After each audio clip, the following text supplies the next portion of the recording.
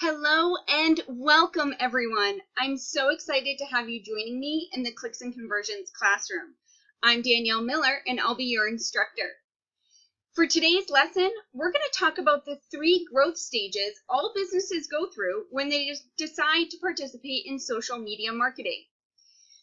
The problem is most entrepreneurs dive in and create a Facebook page and expect results within just a few weeks. And they don't understand that there are 3 clear stages that you need to go through with your business before you're going to see success on Facebook. So, without further ado, let's talk about those 3 growth stages. When marketing a business on Facebook, the very first thing that you need to focus on is attracting an audience. Without attracting an audience, there's nobody listening when you post. So if you only have 100 or 200 fans on your Facebook page, and you're putting a lot of time and effort into creating amazing posts on Facebook, your energy is probably better focused on other activities. So in this lesson, I'll be covering a few of the main strategies you can use to help attract that initial audience of Facebook fans for your page. Once you've reached a few of the bigger milestones, such as 500 fans on your Facebook page, then 1,000 fans on your Facebook page, and then hopefully getting all the way up to 2,000, 3,000, and 5,000 fans on your Facebook page, you're ready to start focusing your attention on building relationships with this new community you have. This is where you start to take your concentration off attracting that ideal audience and put it on who is this person, who is this individual who might become a potential customer for you. You want to get to know them, and you want to focus on your posts, making them incredibly engaging so that people can actually see your posts when you put them on Facebook. That way you overcome Facebook's algorithm and you don't have to pay as much for boosting posts. When you have that really ripe, warm audience of interested people who are ready to purchase from you, there's one more step that you need to go through before you're ready to sell to them. And that's that you need some piece of contact information for these folks. Unfortunately, with Facebook, you don't actually own contact information for any of your Facebook fans. And if Facebook wanted, as they have been doing slowly but surely, they could cut off your reach to all of these people. So you need to be collecting an email address for these folks so that you can reach out to them via email without it costing you extra money. Now, when it comes to collecting contact information, it might be that a phone number is more relevant for you and your business, and you can certainly do that as well. The catch here is that you need to do the work of setting up the system for collecting contact information. So we'll go over some strategies that can help you collect contact information from these potential customers. For now, let's focus on how do you attract an audience. When it comes to attracting an audience for your Facebook page, you need to make sure at first that you're choosing the right network. By default, most people choose Facebook, and it's a safe choice. Everybody's on Facebook. 1.419 billion people are on Facebook. It's the social network with the largest audience. So what you want to make sure you're doing is you're choosing the right network. If you're targeting a younger audience, maybe millennials, you might consider being on Instagram instead. Or if you were looking to connect more with people in the news and journalism industries, you might head over to Twitter. If you're in the wedding business or you're a really great blogger, you'd have a lot of luck if you put your energy and efforts into Pinterest. So, step 1 in attracting an audience, choose a network you know your customers are already on. Step 2, your focus is going to be on commenting more than you post. This is critical because there are so many people out there posting every day, and not as many people out there engaging with those posts and leaving comments. You can attract a lot of attention for your business if you're willing to simply post a comment or ask a question. Or even better, if you find somebody who's asking a question, be the resource that answers that question for them.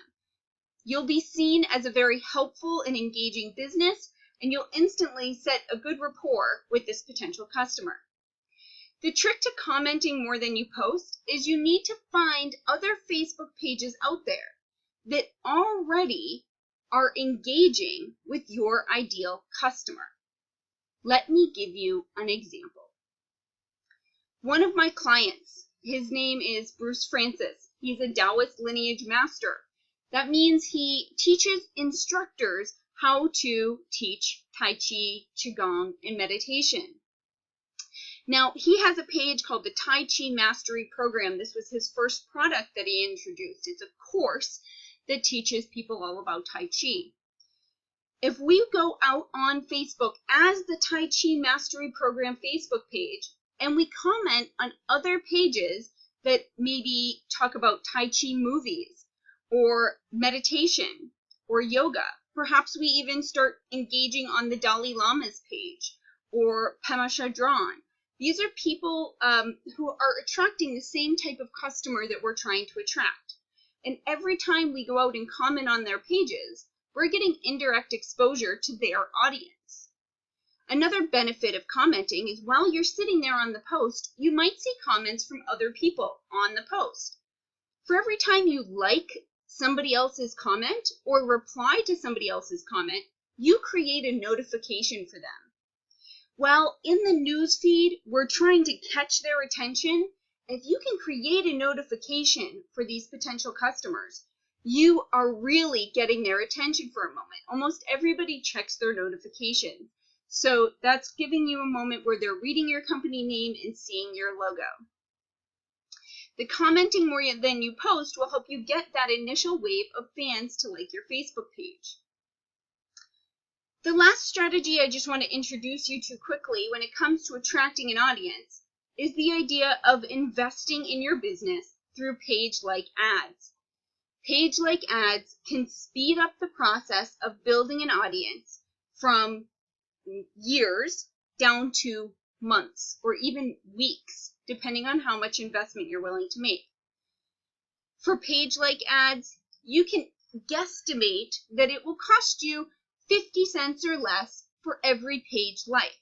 So if you're willing to invest $500, you'll be able to get your first 1,000 Facebook page likes within a matter of 1 to 2 weeks. We'll go over how to set up page-like ads in a future lesson.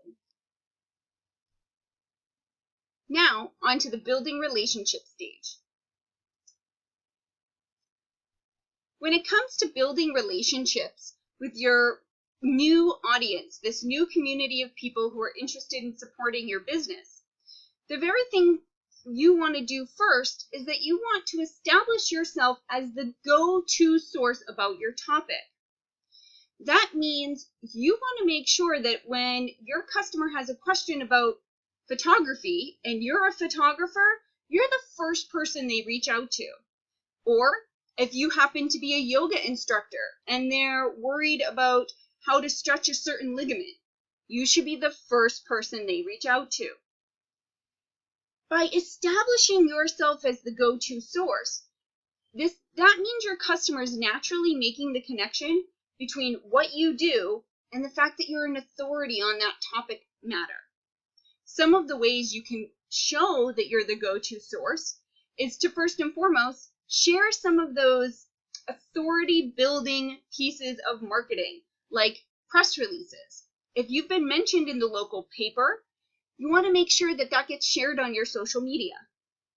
You might also consider sharing testimonials. These are a great way for new fans to hear from existing customers about why your business is amazing and they should definitely want to work with you.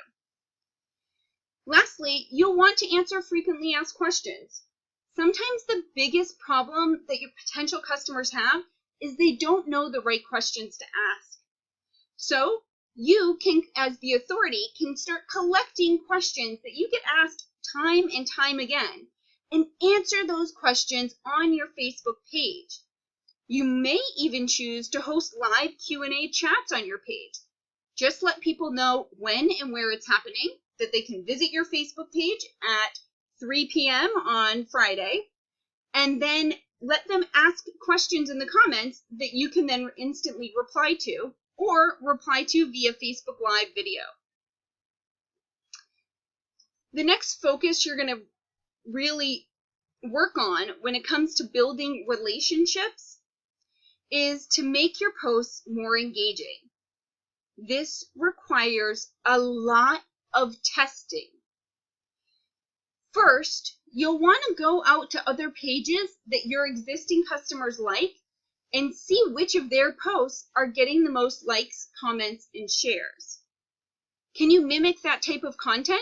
Was it a picture? Was it a video? Was it just a plain status text with no links? Or was it a link to their most recent blog post? Find out what type of content is really capturing the attention of that fan and try to post similar content on your page. The other thing that you can do to make your posts more engaging are to ask some crazy easy to answer questions.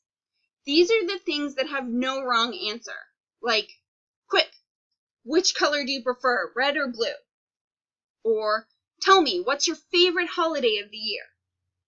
Or, fill in the blank. Today I'm feeling blank.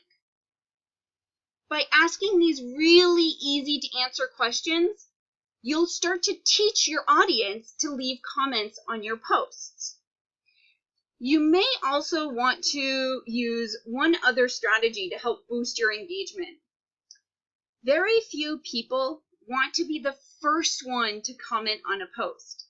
So I suggest buddying up with either another business or some of your friends and family and get them to commit to being your first wave of likes, comments, and shares on your post. This way, by the time your potential customers see it, there's already 2 or 3 comments on there, and they don't feel like they're the only one engaging with their post. They feel more like they're part of a larger community who is interacting with you, the business owner, or the host. Now, when we get to the idea of having a larger community, we want people to get to know each other. So one other strategy you might use when building relationships is to try to introduce your different potential customers to each other. You can do this through highlighting a fan of the week or asking if you can create some type of resource list made up of the other members in your community and the services or products that they offer. That way you can support them in their own journeys and what they're doing. The last thing you'll really need to consider, especially with Facebook, is the concept of boosting posts. Starting back in January of 2015, Facebook began limiting the reach of pages. You used to be able to reach 10 to 20% of your audience. Within 1 year, that dropped to 2 to 3%. And again, they're cutting back. That means if you have 1,000 people who like your Facebook page, it's likely that only 200 to 300 might see it if it's an engaging post.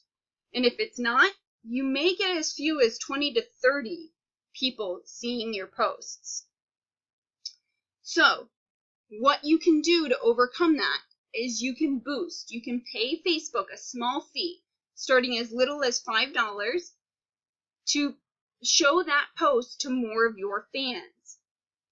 Now, the trick to boosting posts is to make sure you're choosing the most engaging posts, the posts that are already getting a reaction from people who see them. This way, that $5 investment will actually provide you a return in terms of likes, comments, and shares on your post. We'll talk more about that in the Boost Post lesson.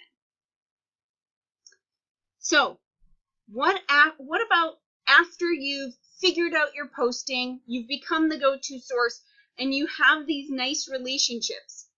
What do?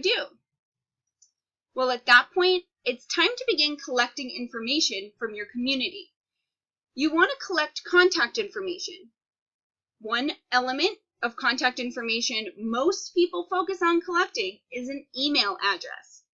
You can build your list or build your email list using free services like GetResponse, MailChimp, ConvertKit, Entreport, Infusionsoft. There's any number of services that you can use, Constant Contact.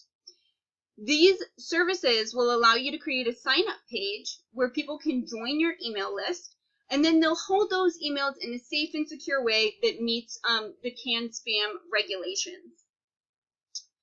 In order to encourage people to give you their email, you should be offering them something in return. You can phrase it as, hey, I'm going to give you this gift as a thank you for joining my community. The gift could be a PDF, an ebook, a helpful video, or 15% off in your store, 10% off their first purchase, something that's very structured and linked to the sale that you're looking to get down the road. The very best type of gift to give is one that both is attractive to your customer as well as has a direct link towards the product or service that you're selling down the road. So if you sell custom MacBook covers, you may choose to give away as a gift a top 25 tips for MacBook users ebook. This way, you're attracting MacBook users to join your email list. Okay, so after you've got this subscriber gift going, another area you might want to focus on is collecting website clicks. You get a lot of information from people who visit your website, especially if you're using Google Analytics, SumoMe, or the Facebook Pixel, which we'll talk about in a future lesson. This way, you're also providing the opportunity for these potential customers to learn more about your business. Consider your website like your store on the internet. When people visit your website, they're walking into your store. That's your chance to show off your best stuff and to get to know them a little more. So, we'll want to collect clicks to our website. You'll do this by sharing links to new blog articles, new photo galleries, or any other new information that you're putting on your website. Lastly, you may consider using Facebook ads to help you collect information. My very favorite type of Facebook ad right now is called a lead ad. It eliminates the need for a landing page and gives people the opportunity to join your email list right away. They don't even have to leave Facebook to do that. And the first name and email fields on the form get auto-populated by Facebook based on the information they've provided to Facebook. So by using Facebook ads such as lead ads or clicks to web ads, you can directly create the relationship between collecting your email address or your website click and a small investment in your business. Clicks to your website can cost anywhere from 10 cents to $2.50 a piece, depending on how popular the content is. Collecting email addresses using lead ads also fluctuates, usually a little bit higher, usually somewhere between 50 cents and $3 a piece for an email address. And again, it simply depends on how many people take the action you're looking for out of a percentage of people who actually saw the post.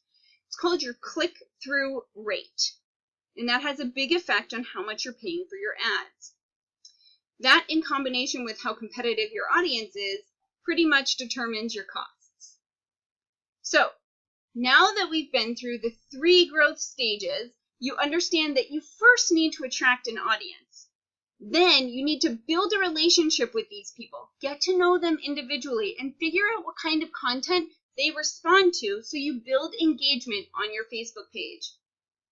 Lastly, once you've set up that sales funnel in terms of an email list and good website content to attract visitors, you want to start sharing that on Facebook so that you collect emails and website visitors. At this point, we're all set with today's lesson, but I'd like you to step back and look at where you might be with your potential business or the business that you're running currently. Where are you? Are you in the attract stage? Do you have less than 1,000 fans on your Facebook page? Are you in the build a relationship stage where you're trying to figure out what type of content your audience responds to most? Or are you in the collect information stage where you're trying to really ramp up the emails and website visitors you get as a result of your Facebook presence? Let me know, and I look forward to seeing you in the next lesson. Bye.